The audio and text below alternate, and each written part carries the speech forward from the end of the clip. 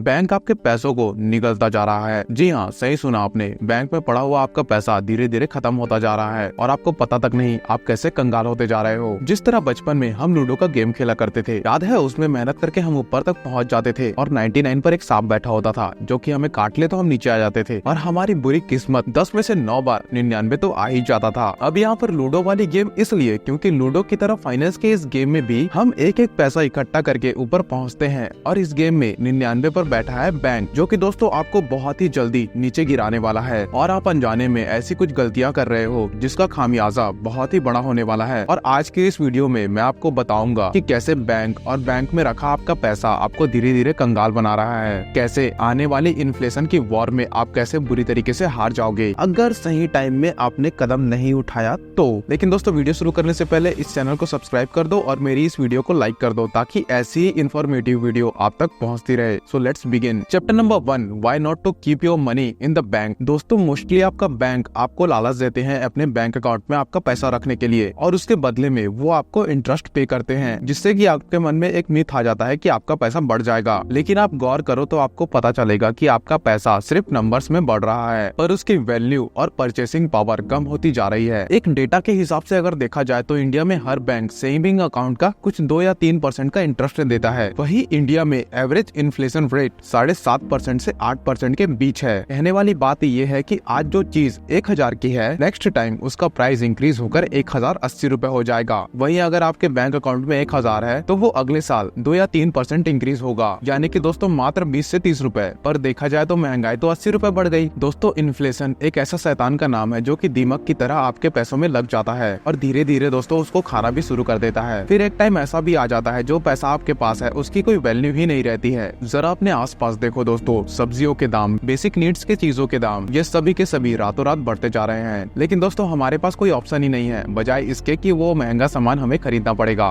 लेकिन क्या बैंक्स इस बढ़ती महंगाई में हमारी मदद कर पाए हैं? बिल्कुल नहीं दोस्तों। दूसरों के अनाज पर अपनी रोटी सेकने वाले ये लोग जो कि खुद हर डिपॉजिट पर 15 से 16% अर्न करते हैं, वही हमें दोस्तों इसका फ्रैक्शन भर अमाउंट भी नहीं मिलता, जिसकी वजह से दोस्तों सामान तो महंगा होकर 80 रुपए हो जाता है पर उसे खरीदने के लिए हमारे पास दोस्तों मात्र 30 रुपए होते हैं। फिर यहीं से शुरू होता है दोस्तों डेट ट्रैप, जिसमें दोस्तों आप ना चाहते हुए भी दुनिया भर के लोन के लिए जाते हो और एंड में जाकर दोस्तों जो आपके हाथ लगती है वो है आपकी गरीबी। अब बहुत लोग कहेंगे दोस्तों कि 2-3% तो मिल ही रहा है, अब पैसा अगर घर में रखूंगा तो उससे तो कुछ भी नहीं मिलेगा। ऊपर से हम सभी की सोच है कि बैंक सबसे सेफ जगह है। तो भैया, रिच डैड और पुअर डैड के ऑथर रॉबर्ट कियोसाकी ऐसा कहते हैं कि आप लोग हमेशा 2 या 3% को देखते रहते हो। सेफली और सिक्योरिटी के चक्कर में आप अपने पैसे की परचेसिंग पावर को लूज कर देते हो और दोस्तों जिसकी वैल्यू कम हो जाती है बहुत ज्यादा। और ऐसा करके आप सभी लोग बैंक्स को तो अमीर बना देते हो पर खुद हमेशा गरीब ही रह जाते हो। अब दोस्तों ऐसे में आपकी जरूरत है सिर्फ एक चीज की, that is improve your cash flow, यानी कि पैसे का आना और जाना का प्रबंध। और इसे कैसे सही रखा जाता है आइए जानते हैं। Chapter number 2, what is cash flow. दोस्तों बेसिकली हमारा समाज 3 कैटेगरी में बटा हुआ है, पुअर क्लास, मिडिल क्लास और रिच क्लास। और ये भेदभाव मैंने नहीं किया है बल्कि सोसाइटी के लोगों ने किया है। कैश फ्लो का मतलब है पैसों का आना और जाना, यानी कि कहाँ पर पैसा खर्च कर रहे हैं और कहाँ से अर्न कर रहे हैं। अब प्रॉब्लम यहाँ पर यह है कि हमारी 2 कैटेगरी के लोग, यानी कि पहले 2 कैटेगरी के लोग सिर्फ इस बात पर ध्यान देते हैं कि कैश फ्लो का आउटफ्लो कैसे करना है, यानी कि खर्चा कैसे करना है, और ये कभी भी नहीं सोचते कि इन फ्लो का क्या होगा, यानी कि पैसे आएंगे कहाँ से आखिर। तो ऐसे में इनको एक ही मात्र सहारा दिखता है और वो है बैंक। इन्हें ऐसा लगता है कि इस महंगाई के दौर में अगर हमें कोई बचा सकता है तो वो है बैंक। लेकिन दोस्तों ऐसा बिल्कुल भी नहीं है। तो महंगाई के समय में आखिर आपका साथ सबसे ज्यादा कौन देगा? तो दोस्तों इसको जानते हैं इस एग्जाम्पल के थ्रू।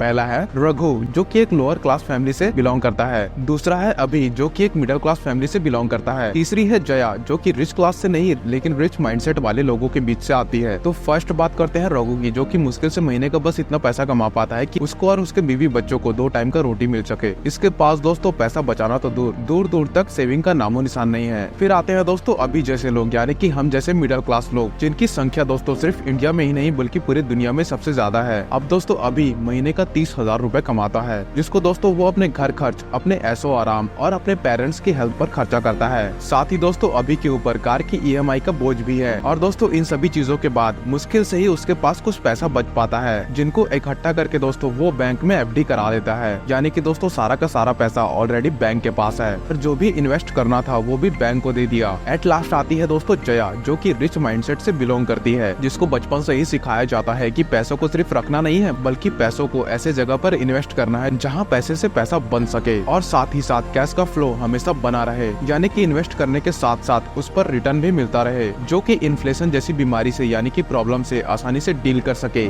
इसीलिए जया अपनी मंथली सैलरी का 50% बेसिक नीड में खर्च करने के बाद रेस्ट अमाउंट इन्वेस्ट करती है, वो भी ऐसी जगह दोस्तों जहाँ पर उसको 10 से 12% का रिटर्न आराम से मिल सके और अपना मेन फोकस कैश आउटफ्लो पर नहीं बल्कि इनफ्लो पर रखती है। अब दोस्तों अगर महंगाई की मार पड़ी तो आपको क्या लगता है कि इनमें से कौन आसानी से उससे लड़ पाएगा और दोस्तों कौन उसे बीट कर पाएगा? तो आई एम श्योर दोस्तों आपको आपका आंसर मिल चुका होगा। पैसा बैंक में रखकर अगर आपको लगता है कि 2-3% का कैश फ्लो आपके लिए इनफ है तो दोस्तों आप गलत हो। जया जैसे रिच माइंड वाले लोग इस बात को बहुत अच्छी तरीके से समझते हैं कि एक रिक्वायर्ड अमाउंट बैंक में रखना ही ठीक है और वो बाकी पैसा ऐसी जगह पर इन्वेस्ट करते हैं जहाँ पर उनको माइंड ब्लोइंग रिटर्न मिलता हो और कुछ ऐसे एसेट बिल्ड करते हैं जिससे कि उनके आने वाले जनरेशन को कैश फ्लो की कभी चिंता न करनी पड़े। तो दोस्तों कौन से हैं वो एसेट्स, आइए जानते हैं। Chapter number 3 real estates and रीट्स। अब बात आ रही है दोस्तों एसेट्स बेटर देन बैंक्स की। तो दोस्तों रियल एस्टेट एक बहुत ही बेहतर ऑप्शन हो सकता है। दोस्तों यहाँ पर आज से 10 साल या फिर 100 साल पहले भी अगर किसी चीज की वैल्यू होती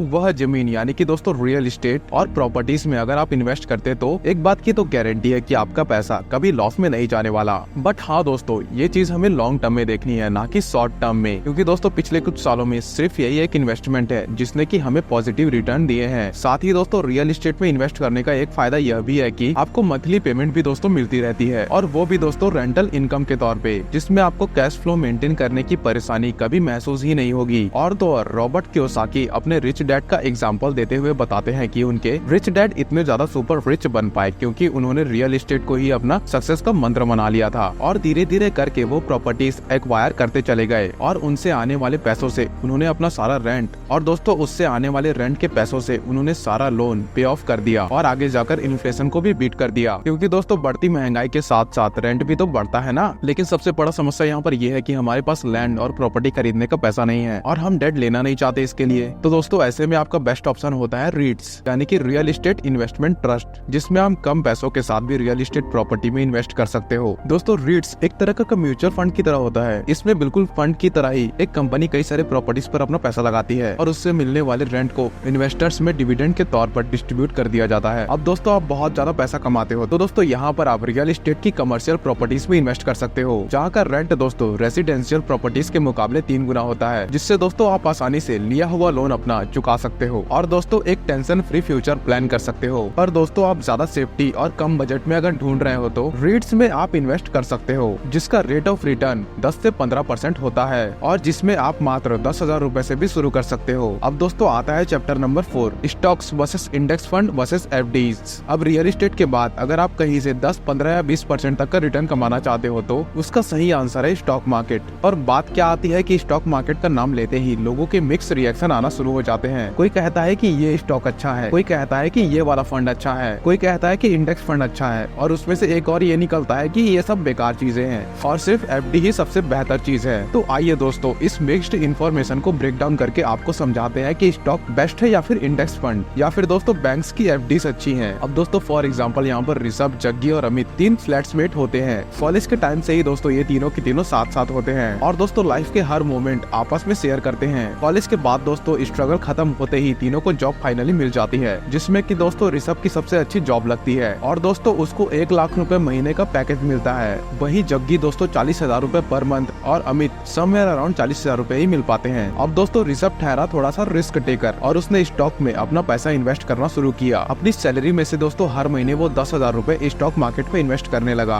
वहीं दोस्तों जग्गी थोड़ा प्रैक्टिकल और स्मार्ट निकला। अब दोस्तों उसके पास ऋषभ जितना पैसा तो सेव नहीं था और दोस्तों उसको स्टॉक मार्केट की इतनी ज्यादा नॉलेज भी नहीं थी। तो दोस्तों उसने सबसे सीधा सिंपल इंडेक्स फंड को चूज कर लिया, जो कि दोस्तों उसको अच्छे खासे रिटर्न भी दे दिया करता था और अपनी सैलरी में से हर महीने वो 6,000 रुपए इंडेक्स फंड में इन्वेस्ट कर दिया करता था। पर अमित कुछ ज्यादा ही स्मार्ट निकला और उसने सोचा कि स्टॉक मार्केट वगैरह तो सब धोखा है और यही सबसे अच्छा मौका है एफडी में इन्वेस्ट करने का। और उसने बहुत सालों का इंतजार करके 5 लाख रुपए इकट्ठा किए और उन सभी 5 लाख रुपए को एफडी करा दी। अब धीरे धीरे बढ़ती लाइफ स्टाइल और लाइफ के चलते तीनों के तीनों अलग हो गए और 30 साल बाद जब ये तीनों मिले तो इनकी इक्वेशन कुछ इस तरीके से थी। इस चार्ट में आप देख सकते हो दोस्तों कि ऋषभ हर महीने 10,000 रुपए इन्वेस्ट कर रहा है, वो भी 20 सालों के लिए। तो 14% के रेट ऑफ इंटरेस्ट के साथ उसकी टोटल रिटर्न होती है 1,32,00,000 रुपए। वहीं जग्गी जिसने की इंडेक्स फंड में इन्वेस्ट किया था वह हर महीने 6,000 रुपए रुपए इन्वेस्ट करता था और उसने अपना इन्वेस्टमेंट 30 सालों तक किया और उसको जो रिटर्न मिला था वो था 13% का। तो उसका टोटल अमाउंट हुआ 2,65,00,000 रुपए। और अमित ने केवल 10 सालों के लिए एफडी में इन्वेस्ट किया था और वो भी 5 लाख रुपए, जहाँ पर उसे अराउंड 7% का रेट ऑफ इंटरेस्ट मिला। तो दोस्तों उसको एट द एंड मिले 10 लाख रुपए मात्र। तो दोस्तों अगर आप भी मिडिल क्लास लेवल अर्नर हो, यानी कि जग्गी की तरह महीने के 30 से 40 हजार रुपए अर्न करते हो, तो दोस्तों आपके लिए ये सही टाइम है कि अपनी आंखों को खोलो और राइट इन्वेस्टमेंट टेक्निक्स को यूज करो और बैंक में अपना सारा पैसा रखने के बजाय इंडेक्स फंड या फिर रियल एस्टेट में इन्वेस्ट करो। और अगर दोस्तों आप बिगिनर हो और आपको अगर डर लग रहा है तो एक साथ नहीं बल्कि थोड़ा थोड़ा अमाउंट इन्वेस्ट करना चालू करो और जितना हो सके दोस्तों इन्वेस्टमेंट की नॉलेज लो, जिससे कि दोस्तों आपको धीरे धीरे नॉलेज आएगा और कॉन्फिडेंस आएगा इन्वेस्ट करने का। और दोस्तों जब आप पूरी तरीके से कॉन्फिडेंट हो जाओ तो आप अपना इन्वेस्टमेंट अमाउंट बढ़ा लेना। बट अगर दोस्तों आप अपनी आंखों को बंद रखोगे और अपना सारा पैसा बैंक में रख दोगे तो फिर बैंक आपका सारा पैसा डकार लेगा और दोस्तों आप कभी भी इन्फ्लेशन को बीट नहीं कर पाओगे। तो दोस्तों इस वीडियो को लाइक, शेयर और चैनल को सब्सक्राइब जरूर करिएगा।